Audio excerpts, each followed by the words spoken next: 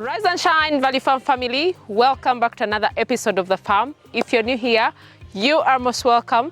Please consider subscribing if you haven't already, and also turn your notification bells not to miss out on any episodes of The Farm. And of course, to all our returning subscribers, thank you so much. Really appreciate you all. And thank you so much for being part of this amazing family. Guys, we are back at the farm.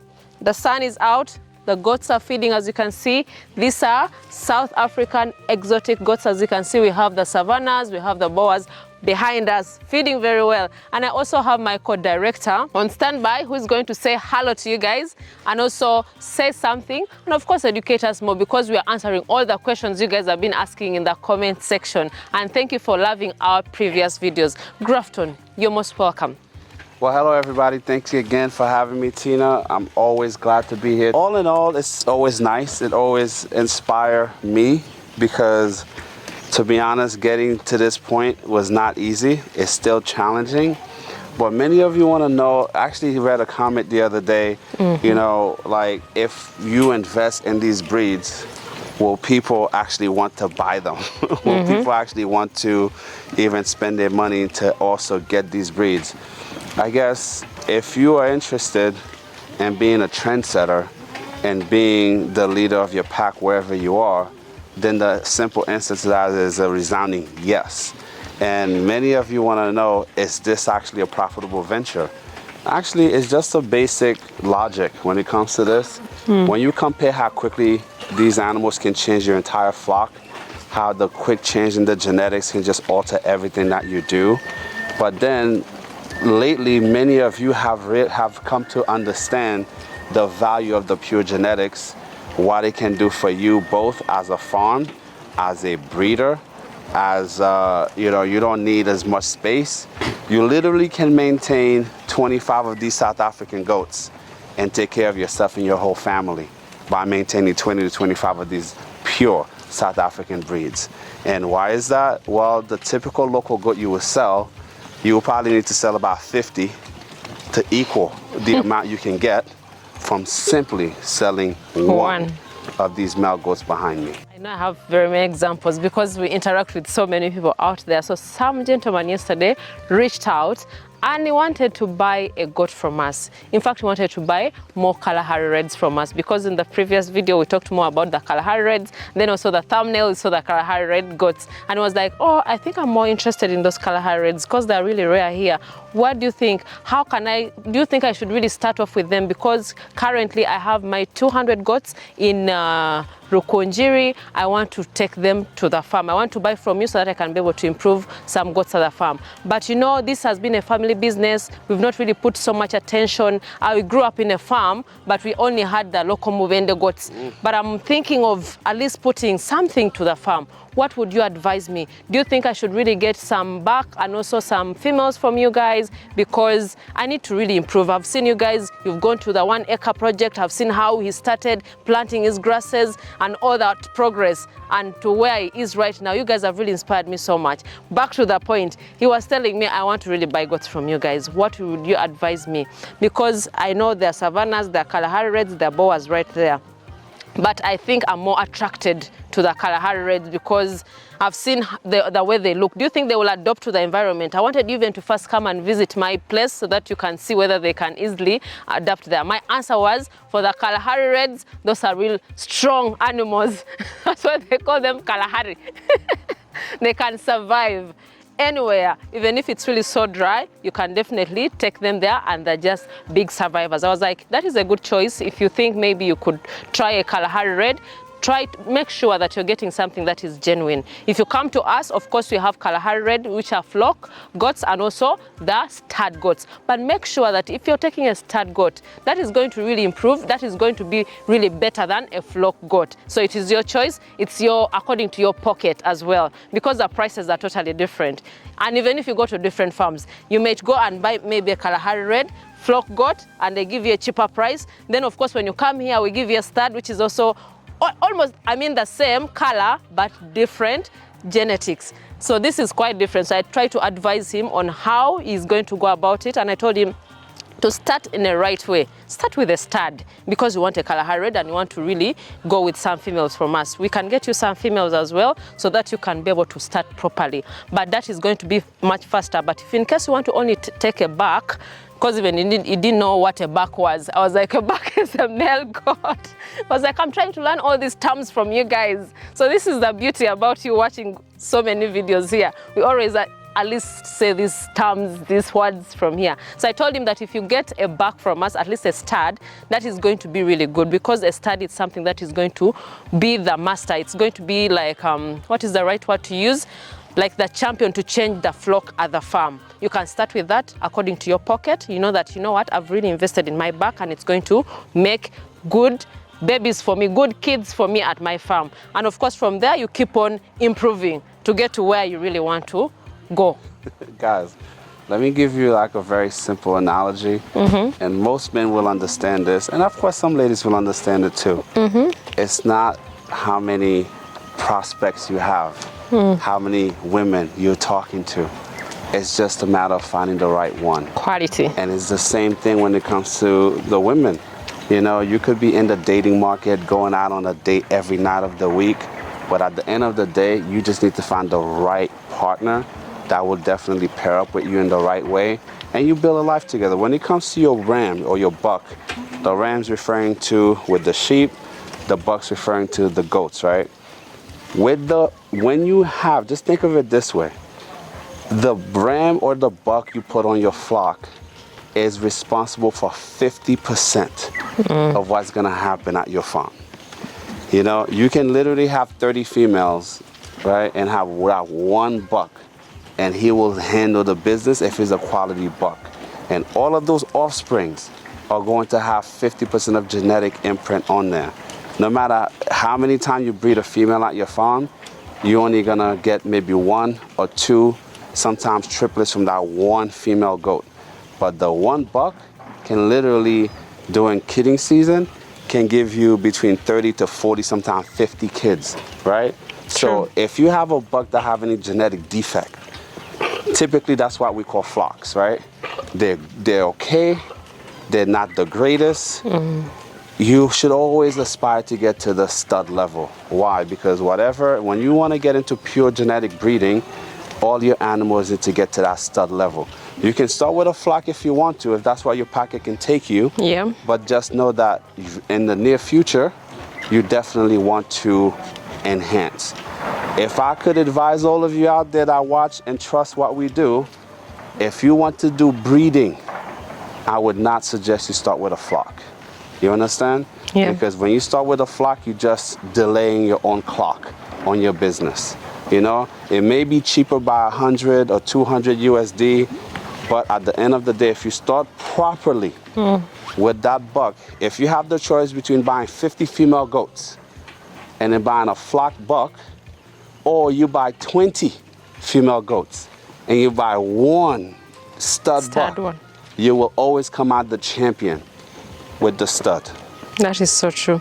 Then of course he was also asking some other, it's a different customer was asking, I've seen you guys import these exotic goats from South Africa, and they're quite different from our normal ones, because most of them do not differentiate like the growth rates from these goats and the multiplication. I was like, because your prices are the prices for the exotic goats are quite higher than the normal goats that we can find in the country. Why is it that the prices are really so high, yet at the end of the day, I'm going to take it to the butcher, I'm going to slaughter? So most of the people are always asking like the multiplication and also the growth rate. It's quite different. And we've come here and also really showed you the differences between these goats right here. When we began, we started with normal crosses, the local ones. We went to different farms that we picked up from. You could see really how our goats looked like in the beginning. And there's a huge difference when you look at these kids right here, even behind us right here. If you compare, these are just a few months. These are like 1-2 months old. So you can really imagine. If you compare with the local one, you may think, oh my God, how come? And even the time for breeding them, the time you're going to breed them, by the time they reach like 7 months, 8 months, they're already ready, almost ready to be served. So there's a difference. So if you're going to buy something like this, the exotic goats, it's going to really benefit you in the long run, much faster. Will people invest in this breed? Of course they will, especially where we're moving. And now with so much information available to you guys on YouTube, TikTok, Instagram, you know, if you choose to start out, you know, differently, that's the decision you make. And that's the decision ultimately you have to live with. But most people that are really in this business because they want to get into the breeding, even if you want to get into it for meat, because even some of the top farms in South Africa, you know, that have pure genetic breeds, they still identify goats that don't fall in line within the standard that they want to maintain with the breed, and they still send those animals to meet their maker, and they make very delicious, you know, products from that goat, right?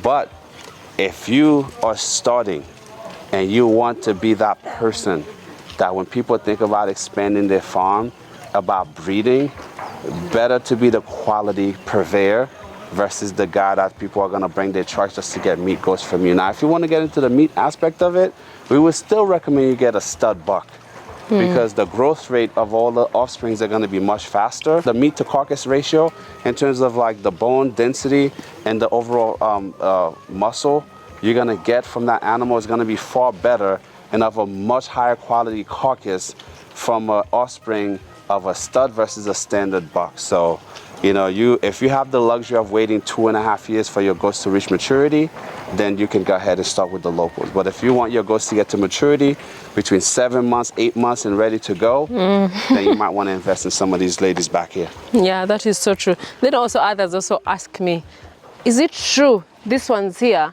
the exotic, give us like triplets? Huh?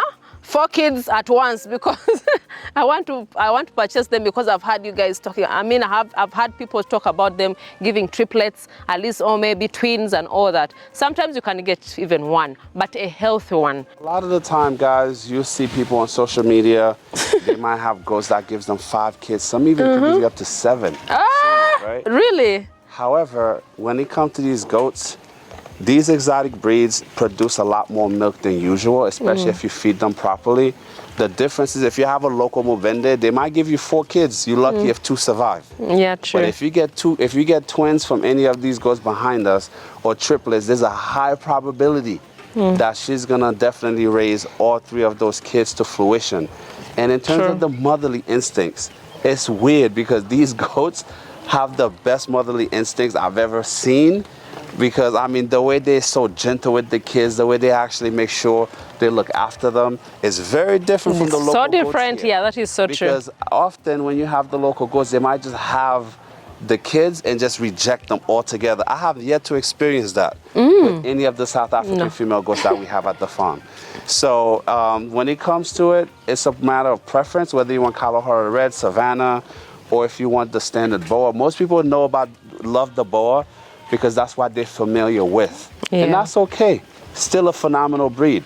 But many of you that are interested in the Kalahari Red, believe me, those are the soldiers. Same thing with the Savannahs. They're also really tough, very adaptable, and also have a ton of milk.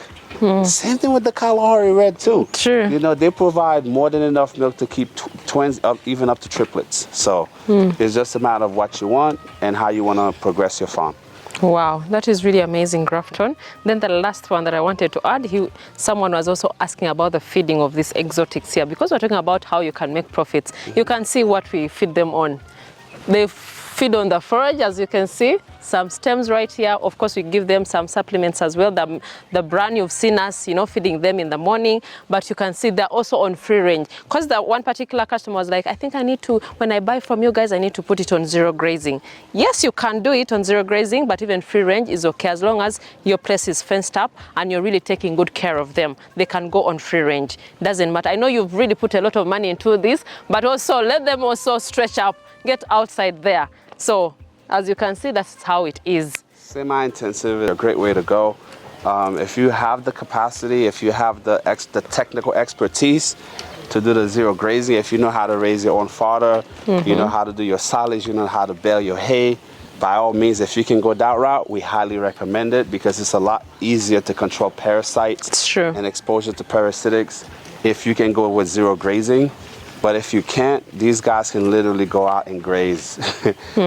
Just make sure you have an area that, you can use repellents to keep some of the snakes and some of the natural predators away.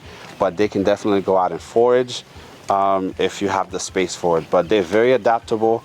They will definitely perform like nothing you've seen if you're lucky enough to ever get one of these guys.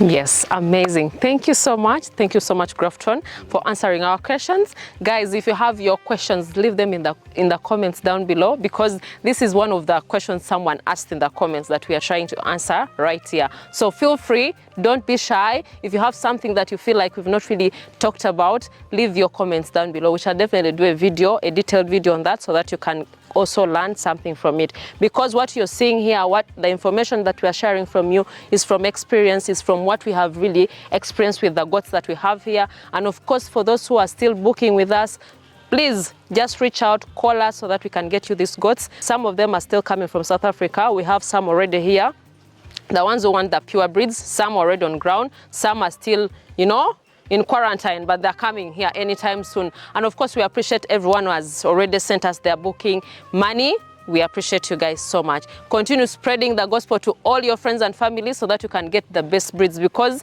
we don't want, the thing I tell people about these goats whenever they reach out, can't you please reduce me the price of this and this? We are giving you quality. We don't want to compromise. We don't want to get you something that is really not of standard. Then when it reaches at your farm, you start complaining. So please bear with us. What you have to know is we are giving you quality breeds from Value Farm, because we are also protecting the brand. We are protecting the name of Value Farm. When you go there and start bad mouthing Value Farm, like, oh, I bought this from Value Farm, it's not performing, this and that. Please, we do not want that. So please, whenever you're coming to get from us breeds here, we are giving you the best of the best. If you haven't checked out our social media platforms, please go check out Instagram, it is Value Farm UG, Facebook Value Farm, TikTok Value Farm.